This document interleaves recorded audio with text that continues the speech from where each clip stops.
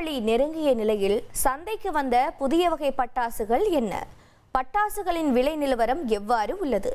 விற்பனை மற்றும் வாடிக்கையாளர்களின் மனநிலை என்ன என்பதை விவரிக்கிறது இந்த செய்தி தொகுப்பு. தீபாவளி என்றதும் நம் மத்தியில் நினைவுக்கு வருபவை புத்தாடைகளும் பட்டாசுகளும் தான். சிறியவர்கள் முதல் பெரியவர்கள் வரை விரும்பி வெடிக்கும் பட்டாசு வகைகளை உற்பத்தி செய்யும் மையமாக விளங்குவது தமிழகத்தின் சிவகாசி.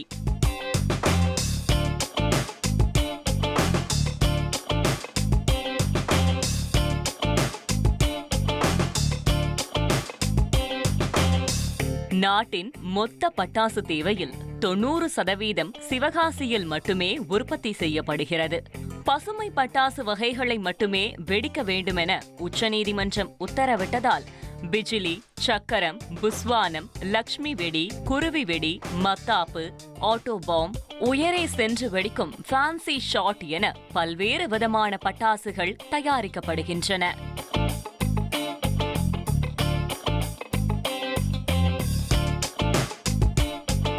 உரிய பாதுகாப்பு வழிமுறைகள் இல்லாமல் தயாரிப்பில் ஈடுபட்ட பட்டாசு நிறுவனங்கள் ஆய்வுக்கு உட்படுத்தப்பட்டு மூடப்பட்ட நிலையில் சிவகாசி மற்றும் விருதுநகரில் நடப்பாண்டு மட்டும் 30% பட்டாசு உற்பத்தி குறைந்துள்ளதாக வியாபாரிகள் தெரிவித்துள்ளனர்.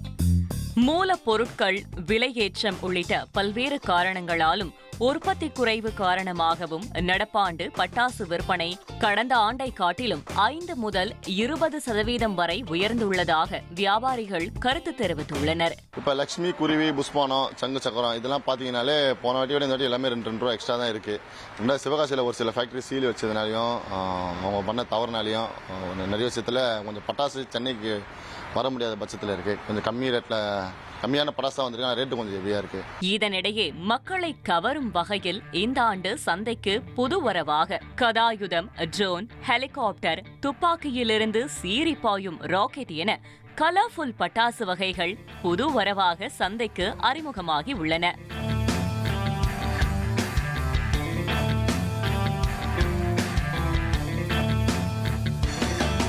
அதே சமயம் இந்த ஆண்டு தீபாவளியில் மழைக்கான வாய்ப்பு இருப்பதாக வானிலை ஆய்வு மையம் தெரிவித்துள்ள நிலையில் பட்டாசு வகைகளை பெரிய அளவில் வாங்க பொதுமக்களும் தயக்கம் காட்டி வருகின்றனர்.